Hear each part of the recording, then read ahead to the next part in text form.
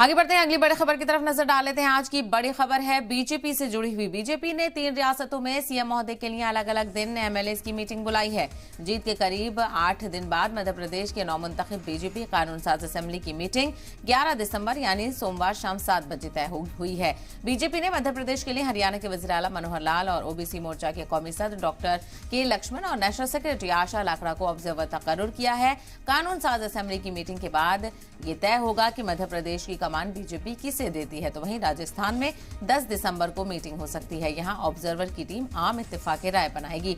तो इंतखाबात के नतीजे सामने आ चुके हैं 5 रियासतों के 3 दिसंबर को, लेकिन उसके बाद भी 3 रियासतों में जहां बीजेपी ने जीत हासिल की है वहां पर अभी तक सीएम के नाम का ऐलान नहीं हुआ है। हलफबर्दारी तो दूर की बात है। ऐसे में लगातार मंथन जारी है और अब आखिरकार ऑब्जर्वर यहां पर अनाउंस किए गए हैं। बीजेपी की तरफ से 3 ऑब्जर्वर एक स्टेट के लिए बनाए गए हैं, जो कि अब एमएलए से बातचीत करेंगे, एमएलए के साथ मीटिंग करेंगे। उसके बाद ही ये तस्वीर साफ हो पाएगी एमएलए की मीटिंग के बाद कि इन तीनों रियासतों में बीजेपी की तरफ से सीएम कौन होगा। लगातार कई नाम ऐसे हैं जो चर्चा में चल रहे हैं। ऐसे में अब देखना बेहद अहम है कि इन्हीं नामों में से किन के नामों पर मोहर लगती है। तो लगातार दिल्ली में मंथन देखने को मिल रहा है। कयासराइयों का बाजार काफी गर्म है, हर जगह हलचल तेज है और सभी को इंतजार है कि जल्द से जल्द बीजेपी सीएम के नाम का ऐलान करे। हालांकि अभी 1-2 दिन का इंतजार और करना हो सकता है। कल भी मीटिंग होगी।